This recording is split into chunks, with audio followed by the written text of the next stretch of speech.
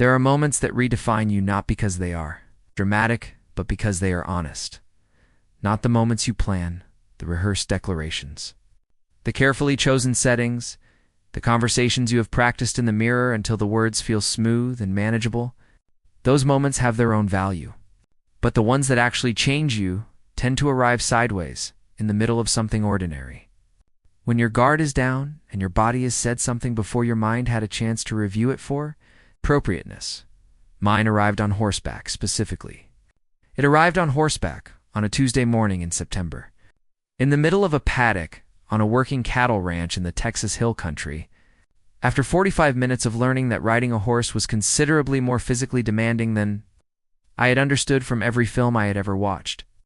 When I leaned toward the man riding beside me and said, in a voice that was considerably louder than I intended because of the ambient ranch sounds, "I can't close my legs." He turned and looked at me with a pair of gray eyes that were measuring something. Then he said, without a single change in expression, "Relax your inner thighs. You're gripping the saddle. Let the horse carry you instead of fighting it." And that was it. That was the moment. Not the words, the way he said them. Entirely without judgment, entirely without the suppressed laugh that the sentence deserved. Entirely without making me feel like the city person I obviously was, who had said something that sounded considerably more alarming than its equestrian context warranted. He just answered the question. That was when I understood that Cody Hale was going to be a problem for me. My name is Jasper Quinn, 28 years old. Boston-born, graphic novelist. The specific product of a household that valued books and arguments and the particular indoor pleasures of cold climate city life. I had been gay since I could remember having preferences about anything, out since 16. Comfortable in my own life for most of the decade since. What I was not comfortable in on a Tuesday morning in September was a saddle. I had come to Hell Ranch for reasons that were professional and had become, over the first 3 days, something more complicated. My graphic novel, the third one, the one my publisher was cautiously enthusiastic about, in which I had been trying to write for 2 years, was set on a working ranch in the American Southwest. It was a love story, in the specific way that all my work was love stories underneath whatever else they appeared to be on the surface. And it was not coming together because I was trying to write a landscape I had never inhabited, and the dishonesty of that was showing in every page. My editor, a practical woman named Sylvia, who had known me long enough to diagnose my problems before I could, had said, "Go. Stay somewhere real. Let the place teach you what the research can't." Hale Ranch offered a working guest program, not a dude ranch experience, not a curated tourism product, but actual working participation in a functioning cattle operation for people who wanted to understand ranch life from the inside.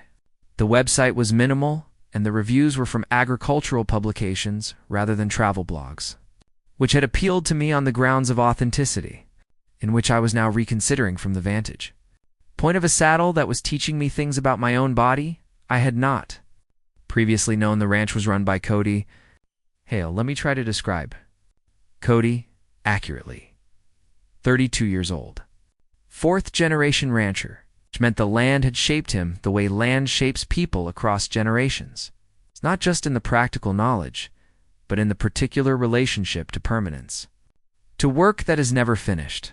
To a horizon you have seen your whole life, and which has become less a view and more a definition. He was tall and broad-shouldered with the lean functionality of someone whose body was a working instrument rather than an aesthetic project. Dark brown hair, under a hat he wore with the unconscious ease of something that had been part of his silhouette since childhood. The gray eyes I have already mentioned. Light, precise, the specific gray of early morning sky.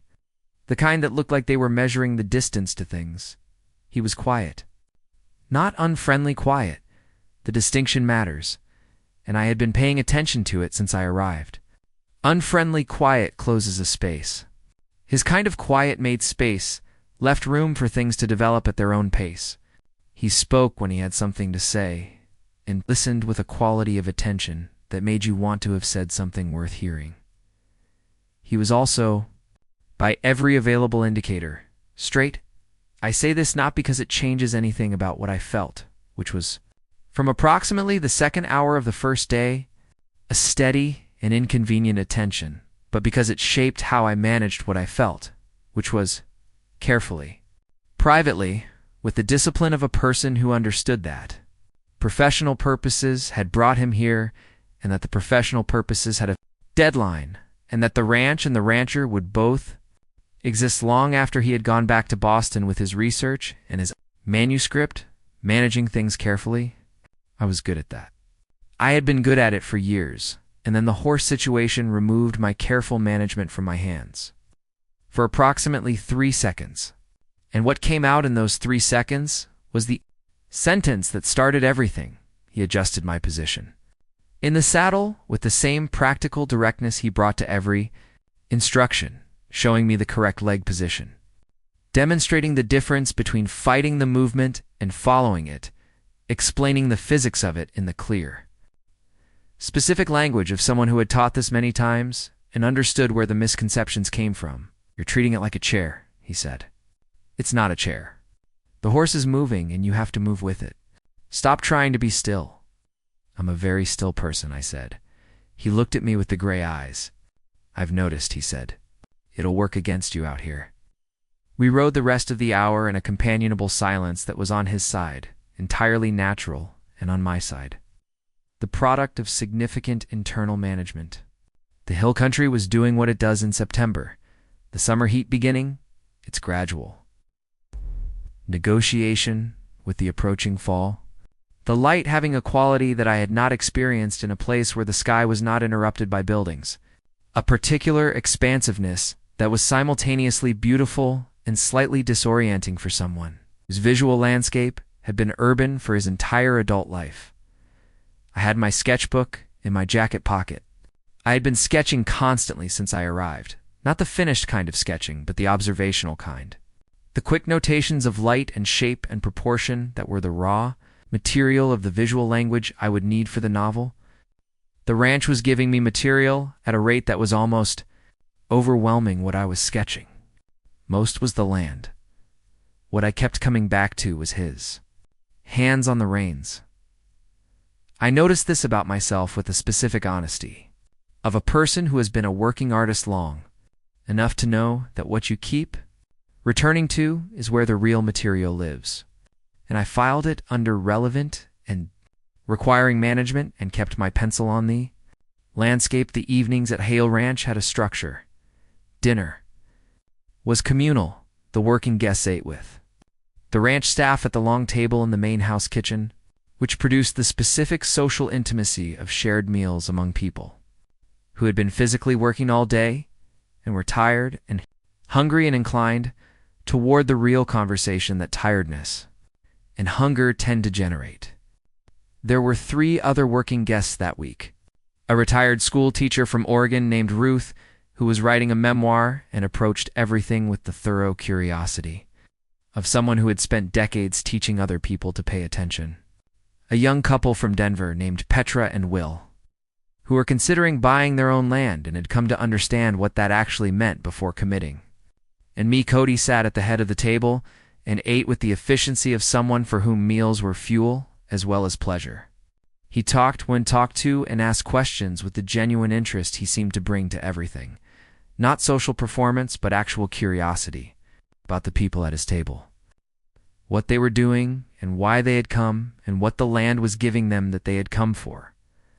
On the 3rd evening, he asked me about the graphic novel.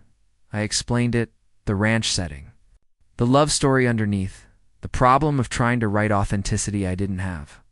He listened with the full attention. He was quiet for a moment after I finished. What kind of love story?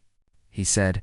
The kind where 2 people are in the wrong circumstances for the feeling, I said, and have to figure out whether the circumstances are actually wrong or whether they're just unfamiliar. He looked at me across the table.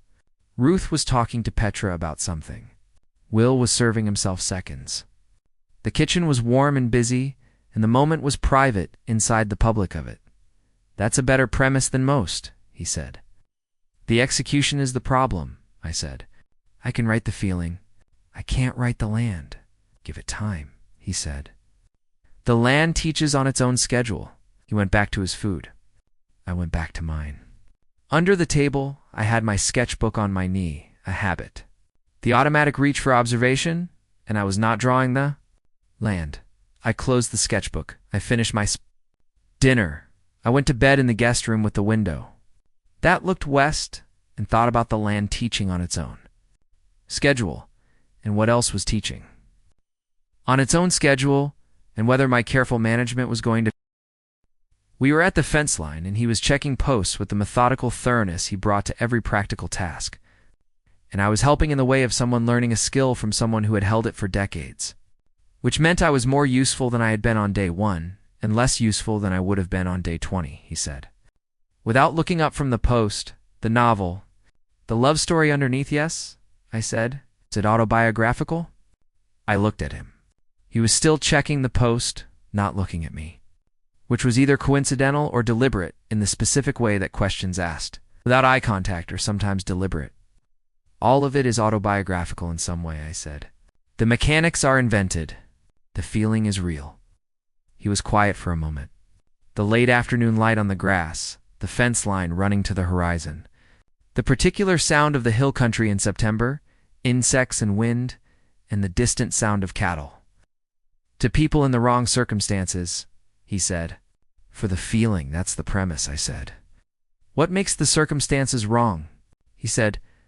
I thought about how to answer honestly. One of them doesn't know what he is yet, I said. Or he knows. He's just been in circumstances where knowing and living were different things, where the practical shape of his life didn't have a form for it. Cody looked up from the fence post then. The gray eyes in the late afternoon light were the color of the sky at its edge, not blue, not white. The specific in-between that is its own category. That's a lonelier story than it sounds, he said. Yes, I said. It is. He looked at me for a moment. Something in his expression was different from its usual quality, not the managed stillness, but something underneath it. Something that had been there and was now slightly closer to visible. Who does he end up with? He said, the one who doesn't know yet. Someone patient, I said. Someone who didn't push, who let the knowing happen on its own schedule. He nodded. He went back to the fence post. The late afternoon light continued its business. Cody, I said. Yeah, the question you asked me. About the love story being autobiographical? I looked at the fence line. Was that you asking about the novel? Pause. Long enough to be a full sentence of its own. Partly, he said. The word landed in the September air and stayed there. I had been a careful person for years. I had managed things and filed things and maintained appropriate distances and been professional and purposeful and fine. I had done all of this with competence and had told myself it was wisdom. Standing at a fence line in late afternoon light in the Texas hill country, I decided to stop being still. The part that wasn't about the novel, I said. What was that part asking? He set down the tool he was holding. He turned to face me fully, which he had not done before in the conversation, which told me something about the conversation we had actually been having. I've been running this ranch for 8 years, he said, since my father passed it to me. 8 years of being certain about what my life was and what it required, and what there was and wasn't room for. He looked at me with the gray eyes. I've been certain about a lot of things, and I said. And you've been here 6 days, he said. And I've been less certain than I've been in a long time. I looked at him across the fence post in the late afternoon light. What are you less certain about? I said, what I thought I knew about myself, he said. What I thought there was and wasn't room for, he paused. There was a person years ago.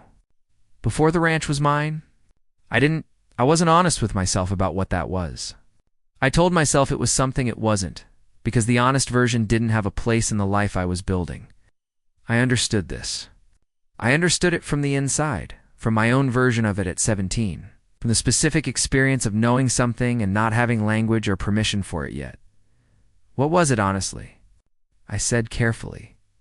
He looked at the horizon for a moment. The specific way he looked at horizon, communicating with it, measuring the distance. Something I didn't have a form for, he said. In the life I was building, And now? I said. He looked at me, the gray eyes, the late afternoon light between us. I'm looking at someone, he said, who came here to write about two people in the wrong circumstances for the feeling. And I'm wondering if circumstances can be wrong and also changeable. I thought about Sylvia, saying, let the place teach you what the research can't. I thought about the land teaching on its own schedule and what it had been teaching. Me, that was not in the novel. Circumstances are changeable, I said. That's usually the story. Not that the circumstances were right to begin with, that they became right. He was quiet for a moment. You're going back to Boston? He said. It was not an objection. It was the honest naming of a fact that needed to be on the table. In 4 days, I said. Yes, and the novel needs what I came for, I said. I have most of it. The land gave it to me. I paused. The novel needs a resolution I haven't written yet. I don't know how it ends. He picked up the tool. He went back to the fence post. The late afternoon light continued its extraordinary performance with the grass dot. After a moment, he said, stay an extra week. I looked at him. If the guest has more to learn, do I have more to learn? I said. He glanced at me with something that was the fullest expression I had seen on him, the composed surface with the full warmth underneath it. Briefly and entirely visible, the fence line alone, he said. At least 2 more days of work. I looked at the fence line. It was objectively a long fence line. I'll call Sylvia, I said. He nodded. We finished the fence check in the September light, and neither of us said anything more about the conversation. And the conversation was present in every movement. Between us for the rest of the evening in the specific way that honest things are. Present once they have been said. He told me he had been less certain in the past 6 days than he had been in a long time. He told me there had been a person, years ago, whose honest nature he had not had a form for. He asked me to stay an extra week. He said the fence line needed 2 more days. The fence line was a metaphor. I understood the fence line was a metaphor. I called Sylvia. I stayed. The extension was 11 days. Not 2. 11. The fence line took 2. Which was accurate, and then there was the east pasture that needed attention. And then Ruth came back for a second visit, and her presence made the extension feel less like a decision requiring justification. And then it was October, and the light had shifted in the way that light shifts in the hill. Country in October, the gold deepening. The mornings arriving with a chill that the afternoons burned off. The whole landscape, in a different register than September had been, teaching different things. I called Sylvia on day 3 of the extension. She listened to me explain that the research had developed in directions I had not anticipated, and that the extra time was producing material that was changing the shape of the novel significantly. She was quiet for a moment. Is the research a person? She said. The research is a place, I said. And the person? She said. I looked out the window of the guest room at the west view that I had been waking up to for 2 weeks. Is also a place, I said. In a way, Sylvia made the sound she made when she was not going to press further, but had formed a complete opinion. Take the time you need, she said. The novel will be better for it. She was right, and I knew she was right. And the reason she was right was not entirely about the novel. The honest version of the extended stay was this. Every day added something. Not dramatically, not the grand romantic gestures that fiction tends to traffic in. The real version was smaller and more specific and worth more than grand. Gestures in the particular currency of people becoming real to each other. It was the morning he found me at the east fence sketching the sunrise light and stood beside me for 20 minutes without saying anything, which I understood as the particular respect of someone for whom silence was not absence but presence. It was the evening in the kitchen when he showed me how to make the specific kind of cornbread his grandmother had made, standing close enough that I could see his hands on the bowl, and the teaching had the specific quality of his teaching, generally precise, unrushed. Making room for you to figure out the parts, could figure out yourself. It was the night on the porch in the 2nd week of the extension. When the sky was doing the thing it does in October hill country, enormous and specific.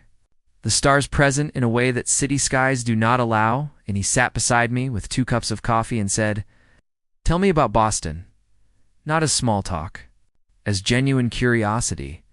He listened to everything: the city, the work, the apartment with the too many bookshelves, the neighborhood, the specific texture of a life built in a cold climate city by someone who had always lived near water. He asked follow-up questions. He remembered things I mentioned and referenced them later. "You love it," he said, after a while. "I do," I said. "It's mine. I built it myself." He nodded. He was looking at the sky. "This is mine," he said. "What I built. For generations of it, and then what I added." Paused. The people who have mattered to me have all been of this place. I've never considered," he stopped. "Someone who wasn't," I said. "Someone who had their own place," he said. "Their own built thing. That was already whole." I thought about that. "To whole things," I said, "don't have to become one thing." He looked at me. "How do they?" "They visit," I said. "They learn each other's landscapes. They find out whether the distance is a problem or just a fact." I paused. "Facts are manageable.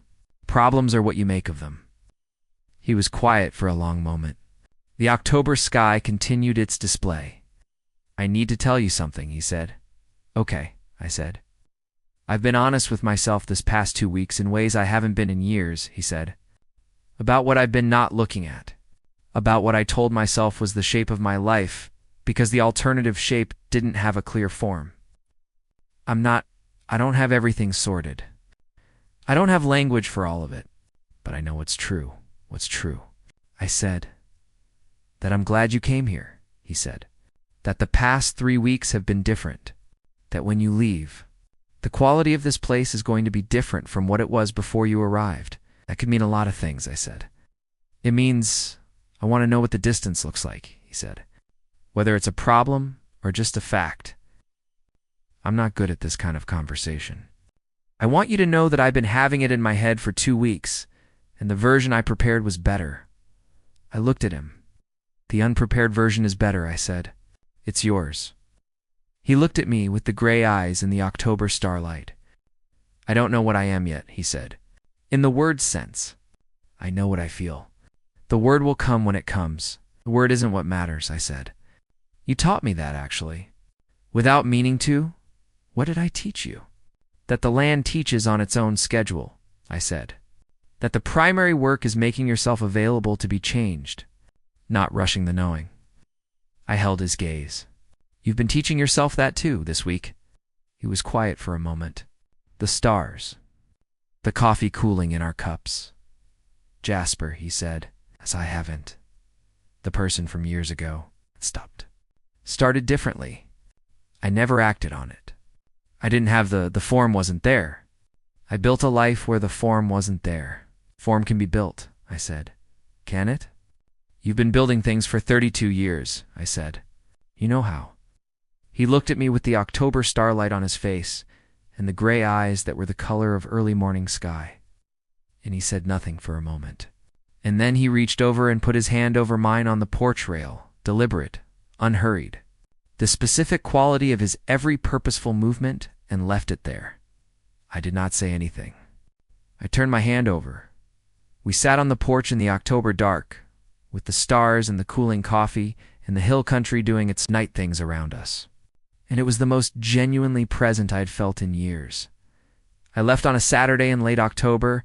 He drove me to the small regional airport. A 2-hour drive through the hill country that was, in the October morning light, the most beautiful version of itself. And I sketched the whole way. It's not because I needed the research material anymore, but because drawing is how. I stay present when the present is something I want to keep. He carried my bag to the entrance. We stood outside the terminal in the October morning. "The novel," he said, "has an ending now," I said. "The circumstances become right, slowly, on their own schedule." "Good ending," he said. "I thought so," I said. He looked at me with the gray eyes. "I'm coming to Boston," he said. "In November. The ranch has a slow season, and I have something I want to see." I said. "Your built thing," he said. "The apartment, the city." The landscape that made you? He paused. I want to know your place the way you know mine. I thought about the apartment with the too many bookshelves and the harbor view and the specific quality of Boston in November, which was cold and clear and full of its own particular beauty. I thought about showing it to someone who read landscapes with his whole body. November is good, I said. I'll show you the harbor in November. It's extraordinary. I'll trust that, he said. He picked up his hat, the unconscious adjustment, the gesture that was entirely his, and settled it. Call when you land. I will, I said. He looked at me one more time with the full version of his expression. The warmth, fully visible, not managed, simply present. Then he walked back to the truck with the unhurried certainty of a man who had decided something and was at peace with the decision. I watched him go. Then I picked up my bag and went inside. November arrived with the first hard frost in Cody. Hale's truck in the parking structure near my building, which he had navigated with the specific determination of a person who found urban logistics a problem to be solved rather than an AT experience to be overwhelmed by. He stood on my street, looking up at the building with the expression he wore when he was reading a landscape, attentive, comprehensive, taking in the whole before the parts. I stood beside him and watched him see my place for the first time. The buildings are very close together, he said. Yes, I said. How do you see the horizon? You learn to read the gaps, I said. Between buildings. You find the water. I pointed east, toward the harbor. That's mine. That's the horizon I have. He looked in the direction I pointed. Show me, he said. We walked to the harbor. November had done what it promised, cold and clear. The water steel-colored, the sky performing its best work with the light the way it did when the cold cleaned the air of everything soft. He stood at the harbor edge and looked at it with the same quality of attention he gave his own land, the real full attention. Different, he said, but it's doing the same thing. What thing? I said, telling you how big everything is, he said. The horizon, whatever shape it takes. Reminding you of scale. I thought about the hill country horizon and the Boston harbor horizon and the specific thing they shared, which was the invitation to understand yourself as a small figure in a large world, which was either frightening or freeing depending on what you brought to it. Yes, I said. That's exactly what it's doing. He turned from the harbor and looked at me with the gray eyes that were doing the October sky thing in the November light. I've been thinking, he said. About what? About form, he said. The form my life has had. And what happens if you add a new element to a structure? Whether it changes the structure, or whether the structure was always capable of holding the new element and you just hadn't tested it. Architecture, I said. You're talking about architecture? I'm talking about a life, he said. What it turns out, it has room for. He looked at me. It turns out there's more room than I knew. I thought about the graphic novel, the love story underneath. The wrong circumstances becoming right. The two people figuring out whether the distance was a problem or just a fact. I thought about the ending I had written on the flight back to Boston. The one that had come from 3 weeks of a place teaching me things the research couldn't. What does it have room for? I said. He looked at the harbor one more time, reading it, measuring the distance, and then he looked at me. You, he said. Specifically, not as a category. Said it with the same directness he brought to fence post work and horse instruction and every practical, honest thing, the complete absence of performance. The statement made because it was true, and because true things deserve to be said clearly. I thought about a Tuesday, morning on horseback, in a sentence that had come out of my body before my mind could review it. I thought about the land teaching on its own schedule and what it had taught me that I had not gone there to learn. Cody Hale, I said. You drove 1,200 miles to tell me that. I drove 1,200 miles to see your harbor, he said. I'm telling you that because it's true. The slight expression, the warmth fully visible, the managed surface simply gone. Different things. I laughed. The real kind. He smiled. The full version. The one I had first seen at the fence line in the late afternoon light and had been carrying in my chest since then like something I intended to keep. The Boston Harbor did its November business behind us. The city went about its Saturday. Two people stood at the water's edge in the cold, clear light. At the beginning of something that had started with a sentence about horses, and a man who had answered it without judgment, without a laugh, without anything but the simple and complete attention of someone who had decided the question was worth answering properly. The novel came out the following spring.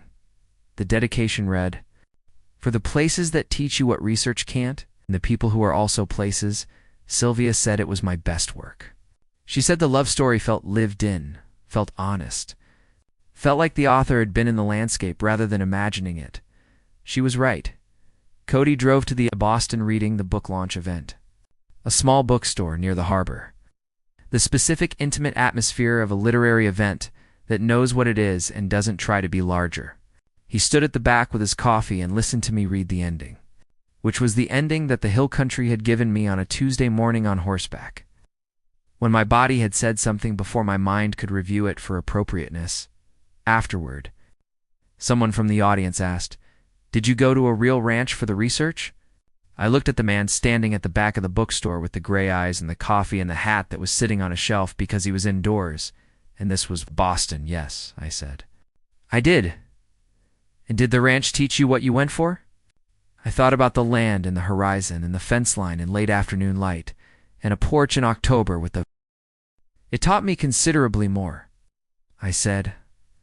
I whispered something about my legs on a Tuesday. Morning and a rancher answered the question without judgment, and the answer changed everything. Not immediately, slowly, on its own schedule, the way the land teaches.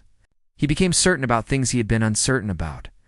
I stopped being still in the ways that were costing me, rather than protecting me. We built something across 1,200 miles in two very different landscapes that turned out to have the same horizon. Doing the same work, reminding to people of their scale, and of everything they had room for.